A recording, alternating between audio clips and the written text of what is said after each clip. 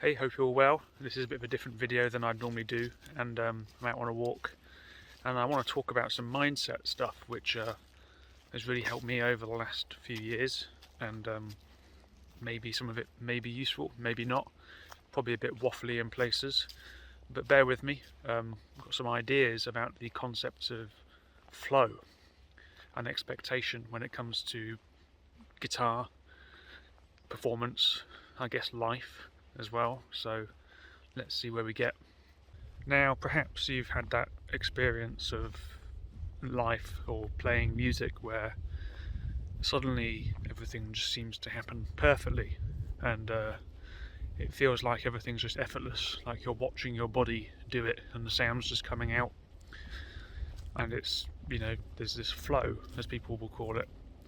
Or maybe, it could have been in a sport or making a cup of tea or something where it's all happening. Now, perhaps you've had that experience and you want to try and recreate it, so you end up thinking back to all the stuff around that event.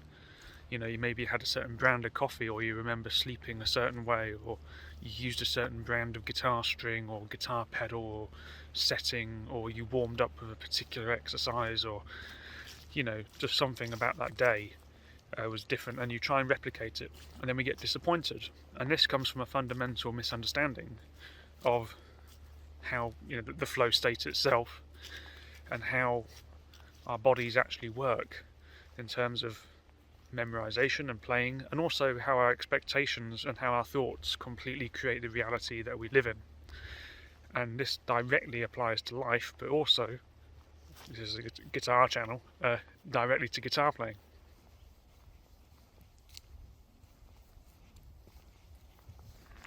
Now, as you can see, I'm in the woods. You can see these beautiful trees all around. Behind us we can see the sun. We can see all the trees, leaves falling into the forest floor, and they're getting broken down into nutrients for the soil, and etc, etc. And one of the fundamental reasons for human suffering is we forget we are completely interdependent with this nature around us, and that in terms of guitar playing, which seems a bit of a weird connection, well, not a weird connection, just a big leap there in a context. Our bodies are subject to all the same laws as these trees and the sky, the sun, everything around us.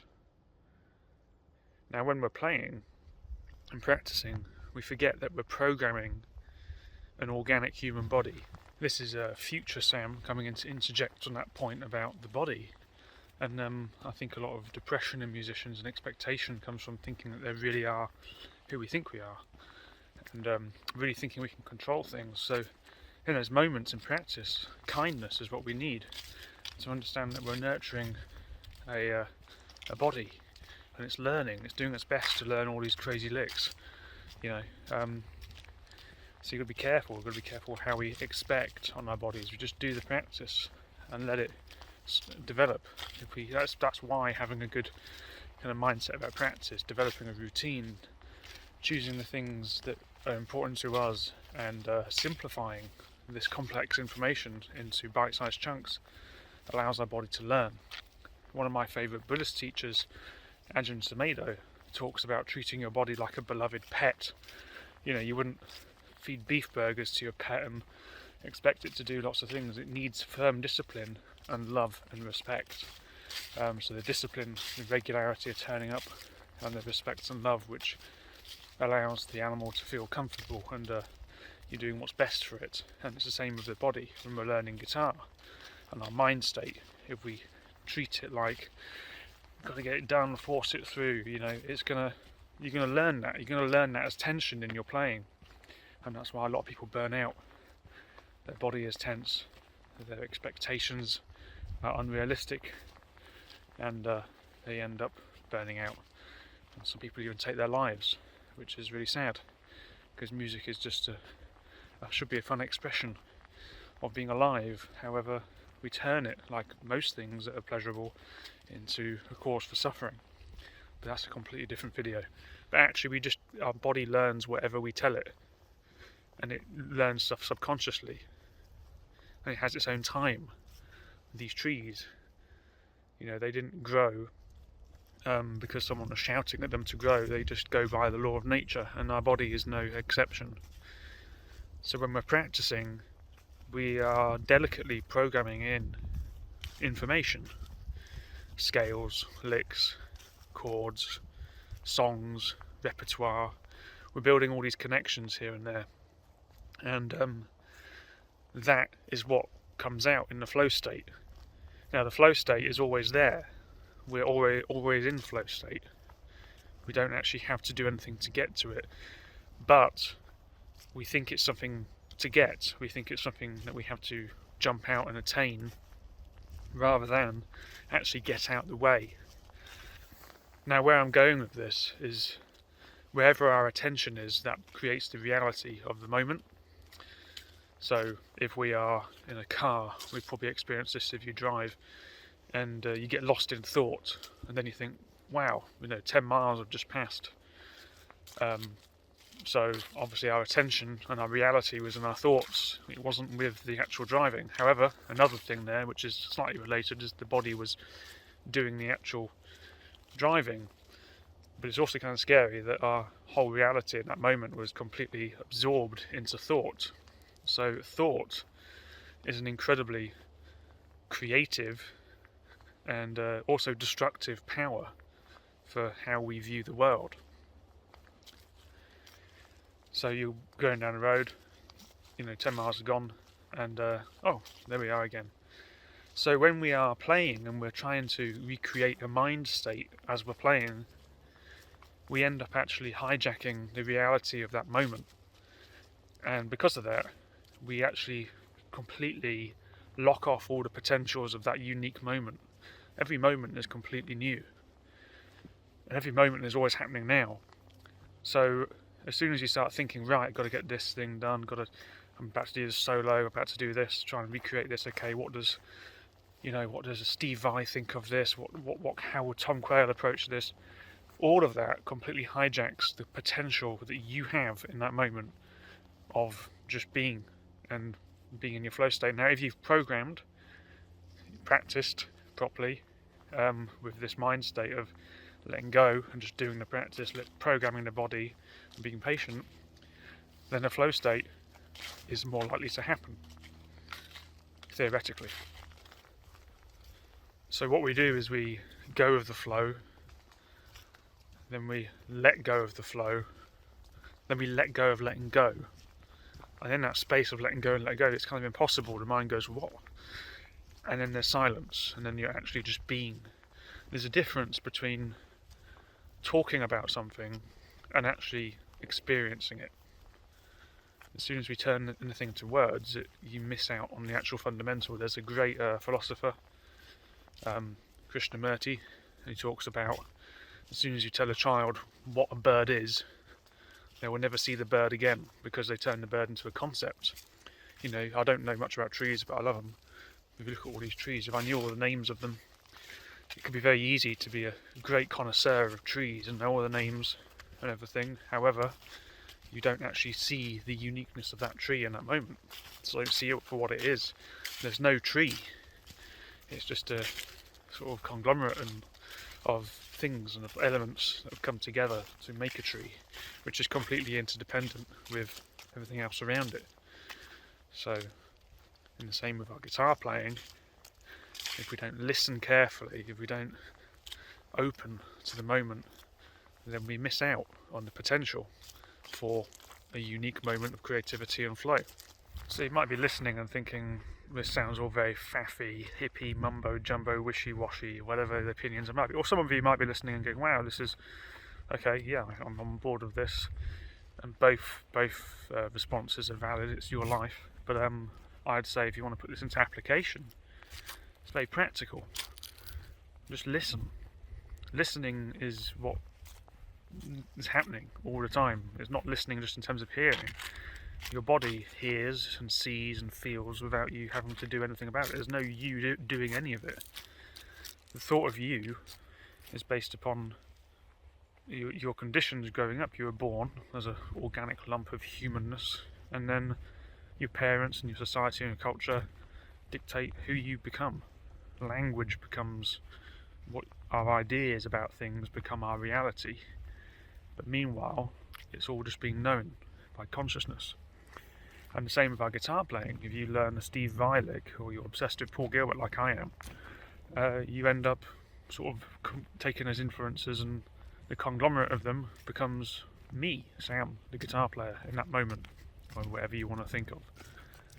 So we can see ourselves as there's no such thing as a unique artist. An artist is a result of the factors around them, just like the tree is a result of the factors of nature. And the uniqueness comes from the perspective, the aperture in which consciousness looks through, which is us.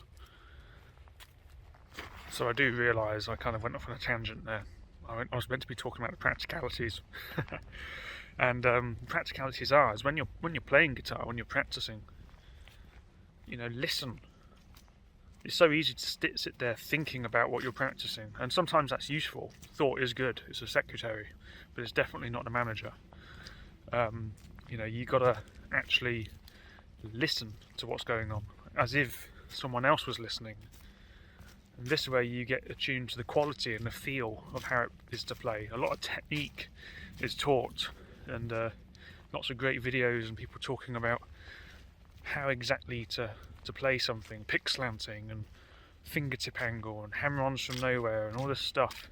And it's all very useful, but these are all pointers. No one can tell you enough information for you to actually be able to do the techniques and play the guitar. You have to actually put the time in and feel how it is to play. How does the pick feel in your, you can say, well, it feels firm, it feels this and that, but that straight away is words again. So theorizing about it in your practice is useful for an analysis of your practice, but really the actual practice is felt. So listening as you practice very carefully, feeling. When you're playing with a band, you feel lost. It's about coming back, your feet on the floor, this visceral sense of being alive in that moment, listening to the hi-hat, listening to the singer. That's going to give you your reality reference.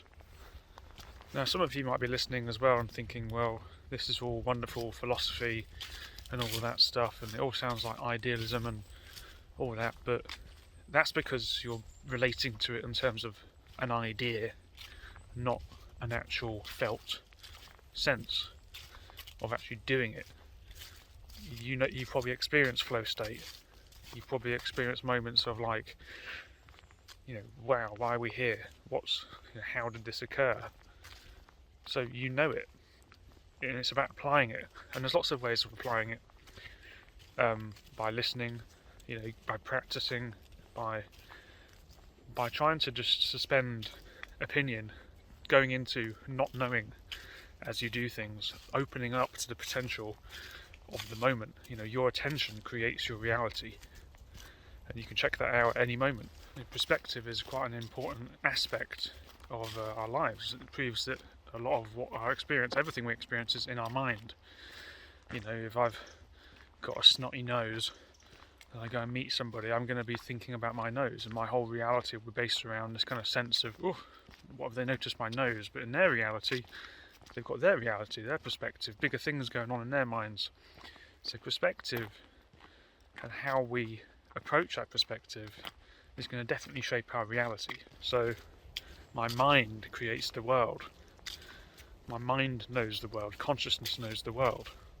So if this sounds like ideas, then that's because we're used to thinking. We're used to thinking about things, and that brings a disconnect between our head, our thoughts, and the actual reality of where we are. So if any of this resonates, I highly recommend checking out a book by an author known as Nick Bettini. It's called Just Play. He was my mentor whilst I was doing my masters last year. He's been a mentor for many famous musicians, and I was very lucky to have quite a few sessions with him. His book Just Play is really great. I'd also suggest checking out Krishnamurti. There's lots of great discourses on thought and reality and consciousness. Also, something that's helped me a lot in my life has been Buddhism and Dharma, practicing that, meditation. It's very grounded. I think a lot of people have lots of opinions about what all that means, and ideas of incense and funny looking trousers and monks and things like that, which is, well, there's a reality to that too, but you know, actually a lot of that, those teachings are grounded in reality. A lot of psychology comes from the Buddhist Dharma, and neuroscience is also kind of confirming a lot of this stuff right now. So it's very helpful. You don't have to take it all, you can take what's useful, leave behind what's not. But if there's one thing we can do as humans in this limited, life we have, we're born and we die, we have this gap in between where there's this kind of self that kind of comes out. You might as well learn about the mind, because the mind shapes your reality, and as practicing musicians and creativity happens when we get out of the way. That's the ultimate truth. When there's a Taoist saying that the great way, I'm probably paraphrasing here, but the way is easy for those that don't have preferences. And that's not to say you just go around doing whatever, but if you open yourself up to potentials, then more likely you can get into creativity and be more authentic and gain more enjoyment. And on that note, there's this beautiful old tree. I'll finish there, and let me know your thoughts. It's really helped me, and see you soon.